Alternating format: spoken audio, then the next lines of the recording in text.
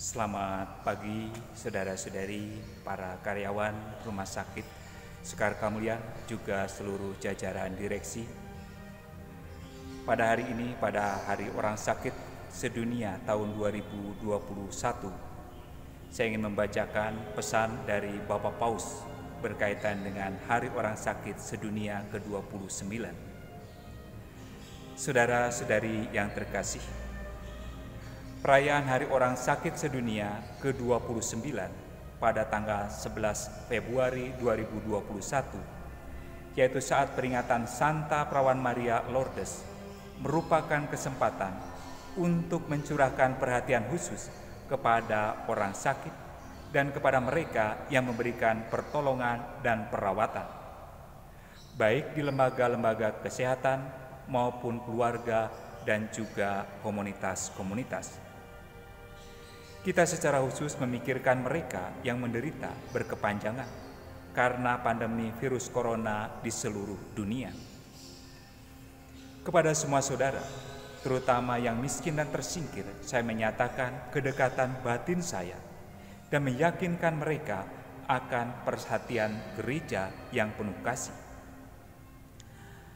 Tema Hari Orang Sakit Sedunia ke-29 ini diambil dari perikop Injil di mana Yesus mengkritik kemunafikan yang gagal mempraktekkan apa yang mereka khotbahkan, yaitu diambil dari Matius bab 23 ayat 1 sampai 12. Silakan nanti dibuka sendiri.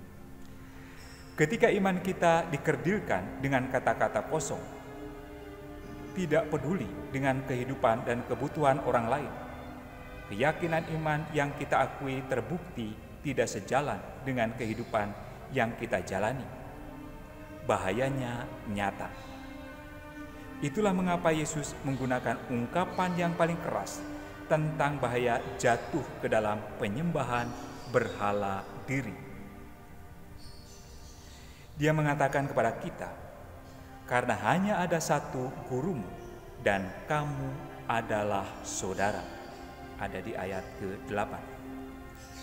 Kritik Yesus terhadap mereka yang berkhotbah tetapi tidak mempraktikkan bermanfaat kapanpun dan dimanapun.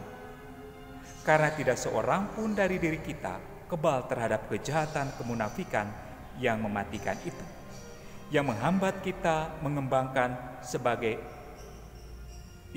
kita berkembang sebagai anak-anak Bapa yang dipanggil untuk menghidupi persaudaraan yang universal. Di hadapan kebutuhan sesama, Yesus meminta kita menanggapinya dengan cara yang sepenuhnya bertolak belakang dengan kemunafikan seperti itu. Ia meminta kita untuk diam dan mendengarkan, untuk membangun relasi langsung dan personal dengan orang lain, untuk merasakan empati dan kasih sayang, dan untuk membiarkan penderitaan mereka menjadi milik kita saat kita berusaha melayani mereka. Pengalaman sakit membuat kita menyadari kerentaan diri dan kebutuhan akan orang lain.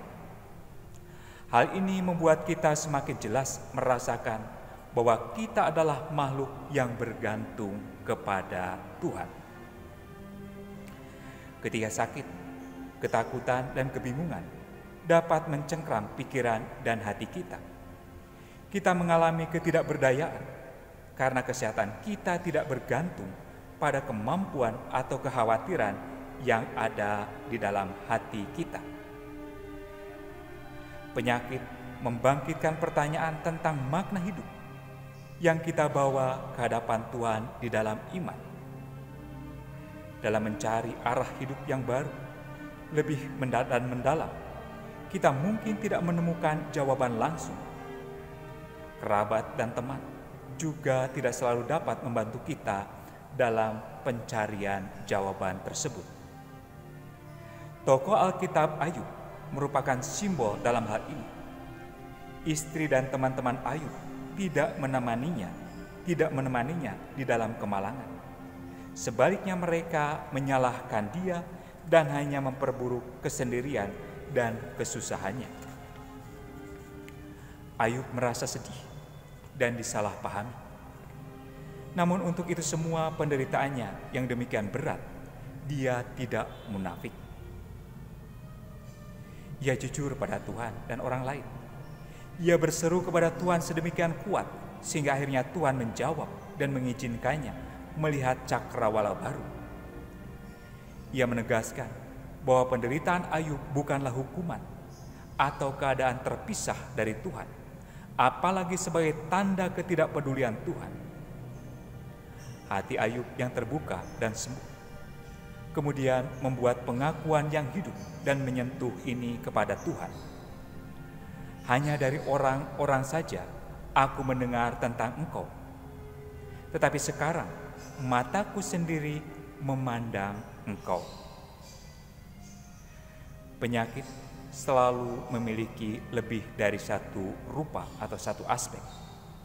Ia memiliki rupa semua orang sakit, tetapi juga mereka yang diabaikan, mereka yang dikucilkan dan menjadi korban ketidakadilan sosial yang menyangkal hak-hak asasi mereka.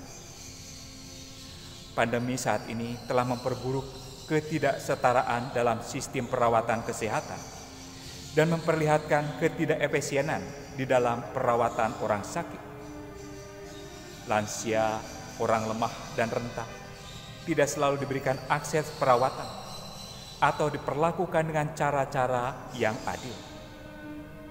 Ini adalah akibat dari keputusan-keputusan politik, pengelolaan sumber daya, dan komitmen lebih besar atau lebih kecil dari pihak yang berwenang. Menginvestasikan sumber-sumber daya dalam perawatan dan pertolongan orang sakit adalah prioritas yang terkait dengan prinsip fundamental dalam kesehatan, adalah kebaikan bersama yang utama. Itu yang seharusnya terjadi. Namun pandemi juga menyoroti pengabdian dan kemurahan hati para petugas kesehatan, para sukarelawan, staf pendukung, imam, kaum pria dan wanita religius, yang semuanya telah membantu, merawat, menghibur, dan melayani begitu banyak orang sakit dan keluarga mereka dengan cara yang profesional, pengorbanan diri, tanggung jawab, dan cinta yang tulus kepada sesama.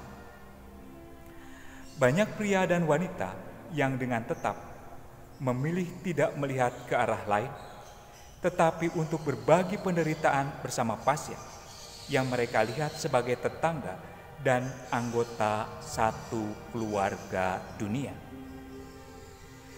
Kedekatan seperti itu bagai minyak oles berharga yang memberikan dukungan dan penghiburan bagi orang sakit dalam penderitaan mereka.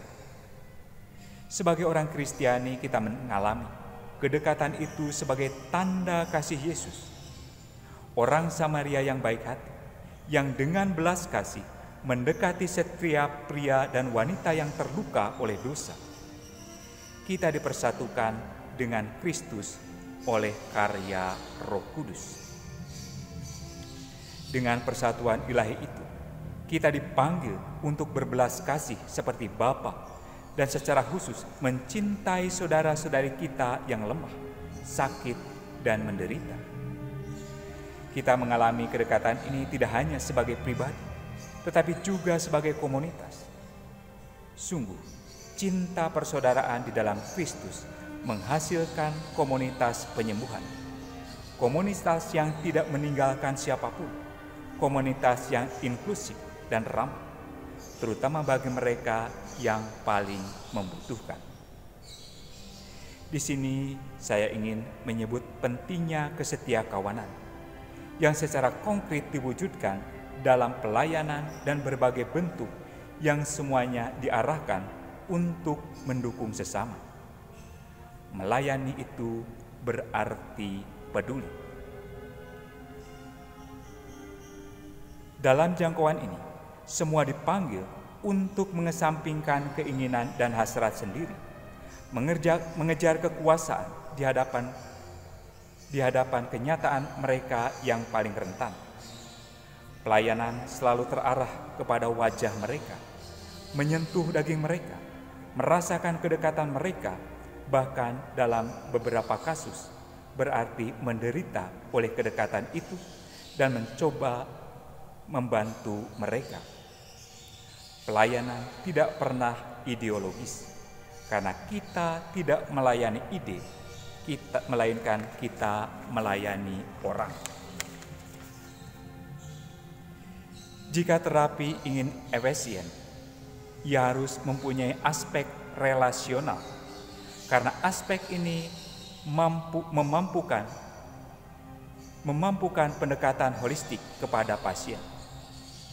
Aspek relasional dapat membantu dokter, perawat, tenaga profesional, dan relawan untuk merasa bertanggung jawab mendampingi pasien di jalan penyembuhan yang didasarkan pada hubungan antar pribadi yang saling percaya. Aspek relasional ini menciptakan perjanjian antara mereka yang membutuhkan perawatan dan mereka yang menyediakan perawatan itu. Perjanjian yang didasarkan pada rasa saling percaya dan hormat, rasa keterbukaan dan kesediaan diri,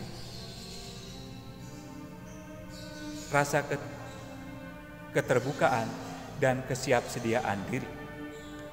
Hal ini akan membantu mengatasi sikap defensif, menghormati martabat orang sakit, menjaga profesionalisme petugas kesehatan, dan membina hubungan yang baik dengan keluarga para pasien. Relasi seperti itu dengan orang sakit menemukan sumber motivasi dan kekuatannya dalam kasih Kristus. Seperti yang ditunjukkan oleh kesaksian para pria dan wanita yang selama ribuan tahun telah bertumbuh di dalam kekudusan melalui pelayanan kepada yang lemah. Misteri kematian dan kebangkitan Kristus adalah sumber kasih yang mampu memberikan makna yang penuh pada pengalaman pasien dan perawat. Injil sering memperjelas hal ini dengan menunjukkan bahwa Yesus menyembuhkan bukan dengan sihir, tetapi dengan perjumpaan, dengan hubungan antar pribadi, di mana pemberian diri Allah mendapat tanggapan dalam iman orang-orang yang menerimanya. Seperti Yesus sering mengatakan, imanmu telah menyelamatkanmu. Saudara-saudari yang terkasih, perintah kasih yang Yesus wariskan kepada murid-muridnya terpelihara di dalam hubungan kita dengan orang sakit. Masyarakat akan jauh lebih manusiawi bila secara efektif memperhatikan anggotanya yang paling lemah dan menderita dalam semangat cinta kasih dan persaudaraan. Marilah kita berusaha keras mencapai tujuan itu, agar tidak ada yang merasa sendirian, dikucilkan atau ditinggalkan. Kepada Maria, Bunda belas kasih dan kesehatan. Kepada Maria, Bunda belas kasih dan kesehatan bagi yang lemah, saya mempercayakan semua yang sakit, para petugas kesehatan, dan semua orang yang dengan murah hati membantu saudara-saudarinya yang menderita. Dari Gua Lourdes dan banyak tempat ziarah lain di seluruh dunia, semoga ia menopang iman dan harapan kita, serta membantu kita untuk saling memperhatikan dengan cinta kasih persaudaraan kepada Anda masing-masing. Dan semua orang, saya dengan hormat memberikan berkat saya. Roma, Basilika Santo Yohanes, Lateran, tanggal 20 Desember 2020, pada minggu keempat Advent, tertanda Paus Fransiskus. Demikian saudara-saudari yang terkasih, sapaan dari pemimpin kita, dari Paus kita, berkaitan dengan Hari Orang Sakit Sedunia. Kita yang melayani diajak untuk menghayatinya dengan penuh kerelaan, dengan penuh ketulusan, sehingga di dalam pelayanan kita, di situ kita juga mengalami kasih Allah sendiri. Dan bagi saudara-saudari yang sakit, kita diajak untuk mempersatukan penderitaan kita di dalam penderitaan Kristus. Kita diajak untuk menimba kekuatan dari cintanya, dari pengorbanannya, dari penebusannya. Tuhan memberkati.